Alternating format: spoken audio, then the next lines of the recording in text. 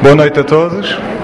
Esta noite vamos continuar no ponto onde terminámos na noite passada e queremos identificar os três grandes inimigos de Deus.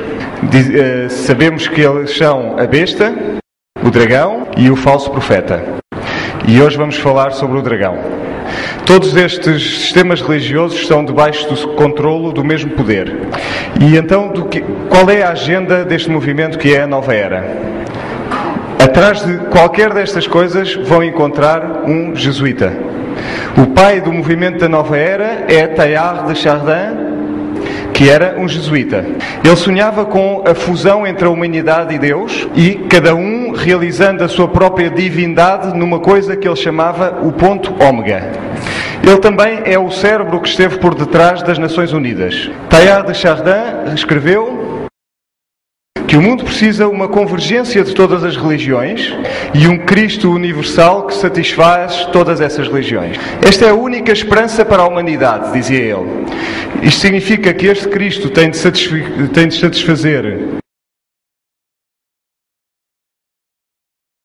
devia satisfazer o Islão, que nega a própria divindade de Jesus Cristo e que prega uma doutrina da salvação pelas obras, como fazem muitas outras religiões. E, portanto, este Cristo não pode ser Jesus Cristo. E o Jesus Cristo da cristandade tem de se adaptar a este Cristo, este outro Cristo. Na noite passada nós falámos dos gnósticos, que basicamente ensinam a divindade do homem. Como Teilhard de Chardin era um jesuíta, ele ensinava a mesma coisa. Todos estes grupos que vêm aqui têm este mesmo credo na divindade do homem. Na Igreja Católica tem uma ordem religiosa que lida com estes temas. Com o ocultismo, peço desculpa. Com o ocultismo. Vamos falar bastante do ocultismo esta noite. É chamado o Congresso dos Bispos Viajantes. Só olhar para eles dá-nos um pouco de receio, não é?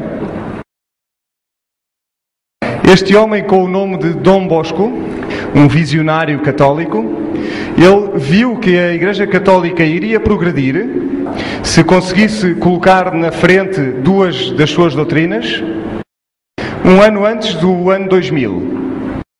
Estas duas doutrinas são a Eucaristia e a veneração de Maria.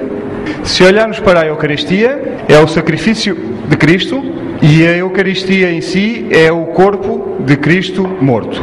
Para venerar o Cristo morto é um insulto a Deus. É um insulto enorme.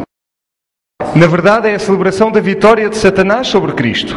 E depois, substituir este Cristo por outro mediador é um insulto ainda maior. Reparem que a Eucaristia é o pilar maior. O que significa que ele cresce de alguma forma nesta morte de Cristo. Vamos falar disso numa outra sessão. Gênesis 3, lemos acerca da serpente e acerca de Eva.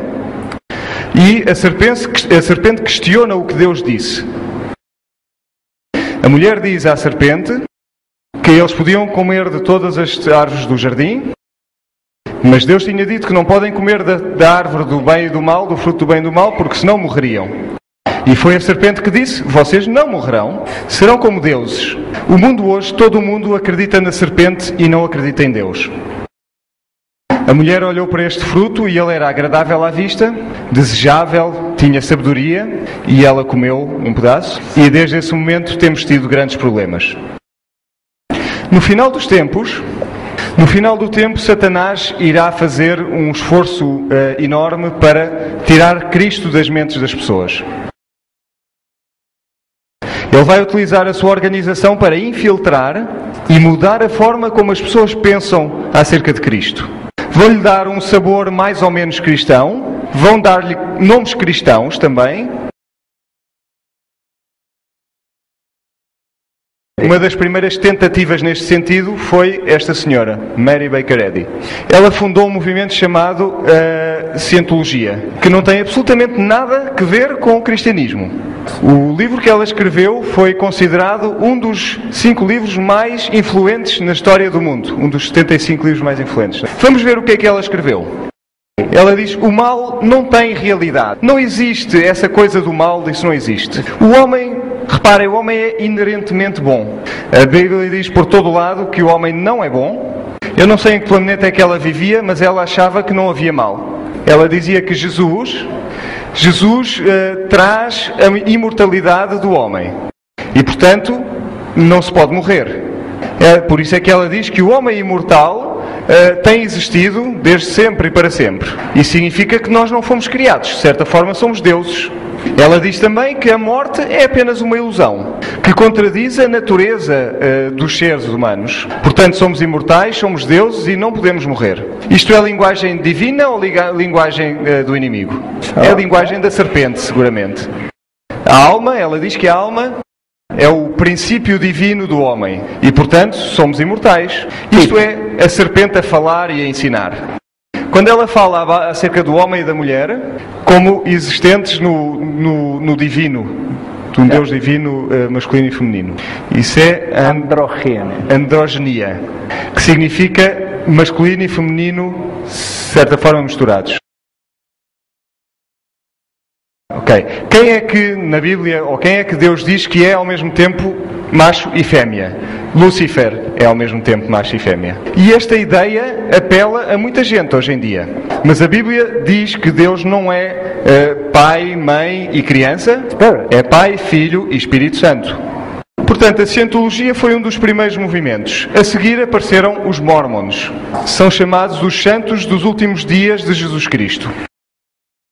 E reparem que no mundo esotérico, se eu ensino sobre Jesus Cristo, se eu penso de forma esotérica, viramos tudo ao contrário, significa que eu na realidade estou a ensinar sobre Lúcifer. Portanto, podemos ter aqui um pregador a pregar sobre Jesus Cristo, a cantar os mesmos hinos que nós cantamos nesta igreja, mas ele poderá estar a adorar Lúcifer. E portanto temos de prestar muita atenção ao que ele diz para podermos distinguir quem ele realmente está a adorar. Na verdade, muitos destes hinos que nós muitas vezes cantamos poderão ter sido escritos por Lúcifer. Vejamos então estes santos dos últimos dias. Joseph Smith, o seu profeta, recebeu uma mensagem do anjo Moroni. Ali está o anjo Moroni. Este é Joseph Smith. E o segundo profeta era este senhor Brigham Young. Foi fundada por Joseph Smith e este Joseph Smith era um membro da maçonaria. Brigham Young era também um membro da maçonaria e quando encontramos maçons, o que é que encontramos por detrás? Os jesuítas, como viram na sessão de ontem. E portanto eles eram grandes amigos deste senhor Peter de Smet, que era um dos mais poderosos jesuítas da América. Eu gostava de sugerir a ideia de que o movimento Mormon foi fundado na verdade pelos jesuítas e deseja registar cada ser humano deste planeta. Se pusermos o nosso nome no computador deles, ele vai nos dizer toda a nossa linhagem, toda a nossa ascendência.